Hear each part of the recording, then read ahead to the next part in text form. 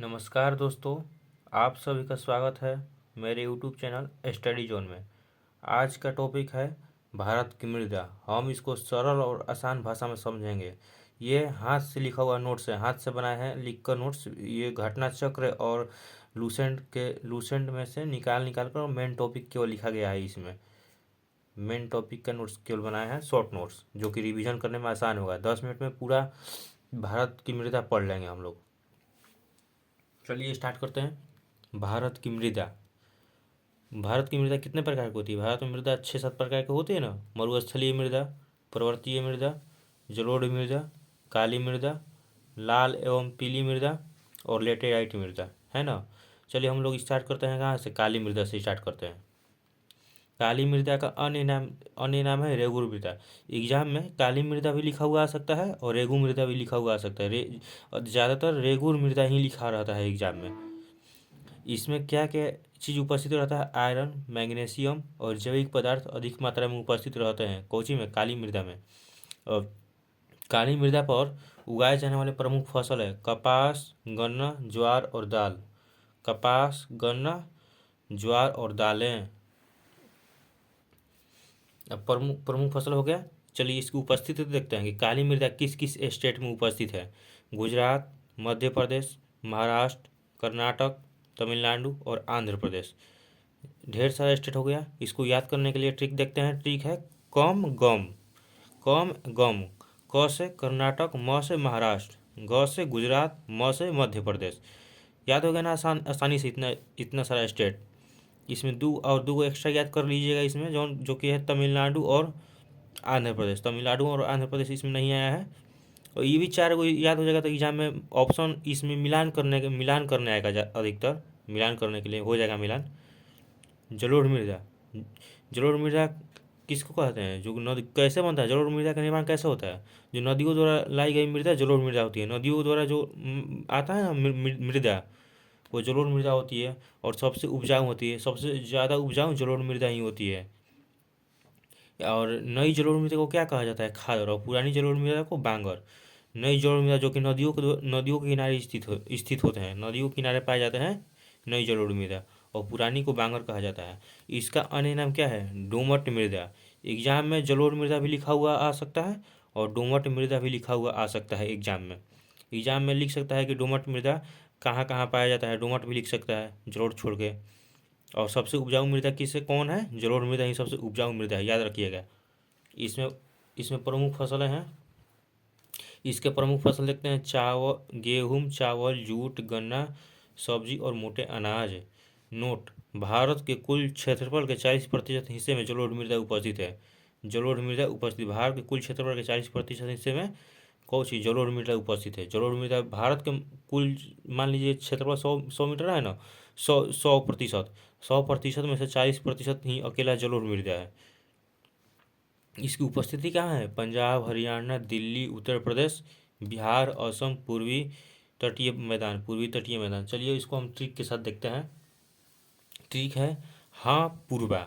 हाँ पूर्वा। हाँ से हरियाणा, पी से पंजाब, यू से उत्तर प्रदेश, आर से राजस्थान, बी से बिहार और वेस्ट बंगाल। बी से दोनों हो जाएगा, बिहार और बंगाल।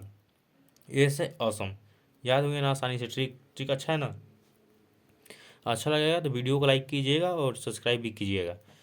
मेरे चैनल को सब्सक्राइब कीजिएगा। याद हो गया। अब चलिए आगे पढ़ते हैं।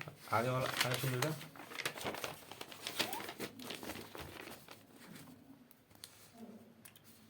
आगे टॉपिक है, अगला टॉपिक लाल एवं पीली मृदा। इसका निर्माण कैसे होता है? ग्रेनाइट, नीस, शिस्ट जैसी चट्टानों के अपक्षय से। ग्रेनाइट, नीस, शिस्ट जैसी चट्टानों के अपक्षय से होता है। इसमें आयरन की मात्रा पाया जाता है।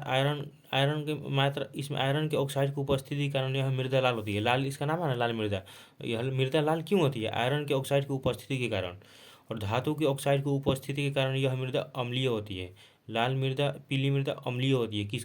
किस कारण? धातु की ऑक्साइड की उपस्थिति के कारण। आयरन, इसमें पाए जाने वाला तत्व है आयरन ऑक्साइड, एल्यूमिनियम और पोटास की अधिकता होती है इसमें प्रमुख फसलें उगते हैं। दलहन, तिलहन, तंबाकू और मूंगफली। इसका विस्तार है छत्तीसगढ़, झारखंड, उड़ीसा, आंध्र प्रदेश, तमिलनाडु और केरल। छत्तीसगढ़, झारखंड, उड़ीसा, आंध्र प्रदेश, तमिलनाडु और केरल। अगला टॉपिक है लेटराइट मृदा। लेटराइट का सामान्य अर्थ क्या है? ईंट। यह मृदा जो है ना, भीगने के बाद जब सूखती है तो ईंट की तरह मजबूत हो जाती है। तो इसके लिए सामान्य अर्थ इसका ईंट है, लेटराइट का।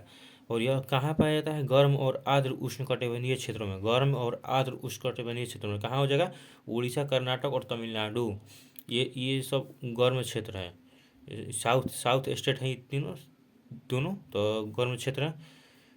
ये कहाँ पाया जाता है? गर्म और आर्द्र उष्णकटिबंधीय क्षेत्र में। इसकी प्रमुख फसल है चाय, कॉफ़ी, रबड़, मसाले और नारियल, काजू।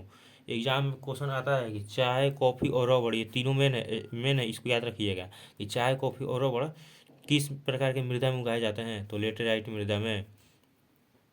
और मृदा की प्रकृति क्या होती है? अम्लीय। लेटेराइट मृदा कैसी होती है? अम्लीय होती है। उत्पादन क्षमता इसकी कम होती है, इसकी उत्पादन क्षमता कम होती है। पर्वतीय मृदा, इसका विस्तार कहाँ है? हिमालय के पर्वतीय क्षेत्र में। इसको ये तो ऐसा ही पता चलेगा, पर्वतीय यानी जहाँ पर्वत होगा वहाँ पर ये मृदा पाई जाएगी। जैसे में कि लद्दाख, जहाँ जहाँ हिमालय होगा, जैसे लद्दाख, जम्मू कश्मीर, हिमाचल प्रदेश, उत्तराखंड, सिक्किम, अरुणाचल प्रदेश, ये सब जहाँ जहाँ हिमालय होगा वहाँ वहाँ ये पर्वतीय मृदा उपस्थित है। इसमें प्रमुख फसल है चाय, कॉफ़ी, मक्का, आलू। चाय, कॉफ़ी, मक्का, आलू। नोट नोट है कि इस मृदा को ऊंचे पर्वतीय बर्फ वाले प्रदेशों में पौंडजॉल मृदा कहा जाता है। इस मृदा को ऊंचे पर्वतीय बर्फ वाले प्रदेशों में, बर्फ जहाँ पर बर्फ की अधिकता होती है उस प्रदेश में इसका नाम पौंडजॉल मृदा कहा जाता है। मरुस्थलीय मृदा या रेतीली मृदा। मरुस्थलीय मृदा और रेतीली मृदा, इसका विस्तार शुष्क प्रदेशों में होता है। शुष्क प्रदेश यानी राजस्थान और गुजरात में शुष्क प्रदेश है, तो वहाँ पर रेत है, मरुस्थल है। मरुस्थल राजस्थान में है ना, राजस्थान में। और वहाँ पर रेत भी है, तो इसलिए उसका नाम मरुस्थलीय और रेतीली मृदा है। और विस्तार इसका उसी राजस्थान और गुजरात में ही है। इसमें कार्बोनेट, नमक, सिलिका प्रचुर मात्रा में उपस्थित होते हैं। इसमें कार्बोनेट, नमक और सिलिका प्रचुर मात्रा में उपस्थित होते हैं। प्रमुख फसल इसमें मोटे अनाज, दलहन और तिलहन उगाया जाता है। मोटे अनाज, दलहन और तिलहन उगाए जाते हैं।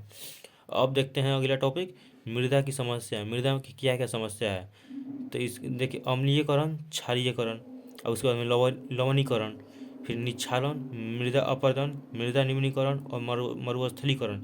चलिए हम लोग इसको विस्तार से देखते हैं।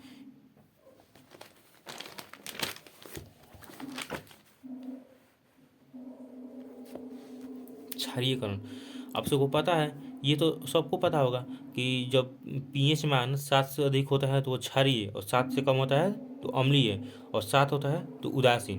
तो क्षारीय यहाँ पर है। क्षारीय का मतलब कि पीएच मान 7 से अधिक होगा, ऑफकोर्स 7 से अधिक होगा, तो पीएच मान 7 से अधिक, तो इसलिए वो क्षारीय है। और क्षारीयता, मृदा की क्षारीयता को दूर करने के लिए क्या उपयोग किया जाता है? जिप्सम। तो क्षारीयता दूर करने के लिए उपयोग जिप्सम। और अम्लीय, अम्लीय कब होता है? जब पीएच मान 7 से कम होता है। तो पीएच मान 7 से कम है तो इसलिए यह अम्लीय हो गया। और अम्लीयता दूर कैसे किया जा सकता है? चूना पत्थर का उपयोग करके। मृदा की अम्लीयता दूर करने में उपयोग किया जाता है चूना पत्थर। और निछालन, निछालन का मतलब जब जल द्वारा मृदा की ऊपरी परतों में उपस्थित खनिज पदार्थ नीचे की परतों में स्थानांतरित होने लगते हैं तो इसे निछालन कहा जाता है। यह ज़्यादातर किस क्षेत्र में होता है? जहाँ पर जल जमा होता है ना, उस क्षेत्र में ये क्रिया होती है। और मृदा अपरदन यानी बाह्य कारकों द्वारा मृदा का कटाव, परिणाम स्वरूप उत्पादन क्षमता कम हो जाती है। मान लीजिए कि बाह्य कारकों के द्वारा मृदा का कटाव हो रहा है, तो मृदा कटेगा तो उसकी उत्पादन क्षमता भी कम हो जाएगी। उत्पादन क्षमता के परिणाम स्वरूप उत्पादन क्षमता कम ही हो जाएगी। तो इसलिए मृदा अपरदन, मृदा बाह्य कारक द्वारा कट जाता है मृदा। और मृदा निम्नीकरण यानी ऐसी क्रिया जिसके कारण मृदा के गुणत्व में कमी आती है, गुणत्व में कमी आती है। मृदा निम्नीकरण या निम्नीकरण मीन्स कमी, निम्न मीन्स क्या होता है? कमी। तो ऐसी क्रिया जिसके कारण मृदा के गुणवत्ता में कमी आती है उसे मृदा निम्नीकरण कहा जाता है। मरुस्थलीकरण, मरुस्थलीकरण से ही असह तात्पर्य है। मरुस्थलीकरण यानी उपजाऊ भूमि बंजर भूमि में परिवर्तित हो जाएगा, तो उसे मरुस्थलीकरण कहा जाएगा। जैसे उपजाऊ भूमि बंजर भूमि में परिवर्तित हो जाता है, उसे मरुस्थलीकरण कहा जाता है। लवणीकरण, लवण मीन्स क्या होता है? नमक। तो मृदा में नमक की मात्रा का बढ़ जाना लवणीकरण कहलाता है। मृदा में नमक की मात्रा का बढ़ जाना लवणीकरण कहलाता है। चलिए हम लोग पीवाई की क्वेश्चन करते हैं। जो जो अब तक मृदा से, भारतीय मृदा से जो जो एग्जाम में क्वेश्चन आया था, हम उसको सारे वन लाइनर फॉर्म में सब क्वेश्चन को लिख दिए हैं। देखिए सब वन लाइनर फॉर्म है ना, वन लाइनर फॉर्म में सब हम कर दिए हैं। सामान्य फसल उगाने के लिए उर्वर भूमि का पीएच कितना होना है? 6 से 7 पीएच। सामान्य फसल उगाने के लिए उर्वर भूमि का पीएच मान 6 से 7। तेजाबी मृदा को कृषि योग्य बनाने हेतु लाइम का उपयोग किया जाता है। तेजाबी मृदा को कृषि योग्य बनाने हेतु लाइम का उपयोग किया जाता है। भारत में सर्वाधिक क्षारीय क्षेत्र पाया जाता है उत्तर प्रदेश में। भारत में सर्वाधिक क्षारीय क्षेत्र पाया जाता है उत्तर प्रदेश में। भारत में लवणीय मृदा का विस्तार सर्वाधिक क्षेत्रफल है गुजरात में। भारत में लवणीय मृदा का सर्वाधिक क्षेत्रफल है गुजरात में। फसल चक्रण आवश्यक है। फसल चक्र क्यों आवश्यक है? मृदा में उर्वरा शक्ति को बढ़ाने हेतु, मृदा में उर्वरा शक्ति में वृद्धि हेतु। रेगुर मृदा किसका नाम है? काली मृदा। रेगुर किसका आगे पीछे बताया है ना कि रेगुर मृदा, एग्जाम में रेगुर मृदा भी आता है, तो देखिए आया था एग्जाम में। रेगुर मृदा किसका नाम है? काली मृदा का।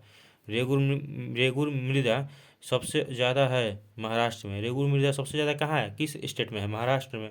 स्वतः कृषि मृदा कहाँ कहा जाता है? किसको? कपास की काली मृदा को। काली मृदा याद रखिएगा। स्वतः कृषि मृदा कहा जाता है काली मृदा को। मालवा पठार की प्रमुख मृदा है काली मृदा। मालवा पठार की प्रमुख मृदा कौन सी है? काली मृदा। लावा मृदा पाई जाती है मालवा पठार में। लावा मृदा कहाँ पाई जाती है? मालवा के पठार में। एग्जाम में, सब एग्जाम में क्वेश्चन आया, पीवाई की सब है। लावा मृदा पाई जाती है मालवा के पठार में। झारखंड में काली मृदा कहाँ पाई जाती है? राजमहल की पहाड़ी प्रदेश में। झारखंड में काली मृदा कहाँ पाई जाती है? झारखंड राजमहल की पहाड़ी प्रदेश में। भारत में सबसे अधिक उपजाऊ मृदा है जलोढ़ मृदा, जो कि कछारी मृदा है। इसको कछारी मृदा भी कहा जाता है। जलोढ़ मृदा को कछारी मृदा भी कहा जाता है। भारत में सबसे अधिक उपजाऊ मृदा है जलोढ़ मृदा। पढ़ा है ना कि यह भारत की 40% भूमि पर फैला हुआ है जलोढ़ मृदा। इसे कछारी मृदा भी कहा जाता है। भारत की मृदाओं में जिस सूक्ष्म तत्व की सर्वाधिक कमी है वह है जस्ता। भारत की मृदाओं में जिस सूक्ष्म तत्व की सर्वाधिक कमी है वह है जस्ता। चलिए, ये टॉपिक मृदा पूरा कंप्लीट हो गया। ये पढ़ लीजिएगा तो सारा एग्जाम का क्वेश्चन बन जाएगा। अब कल मिलते हैं दूसरा टॉपिक के साथ। Bye bye.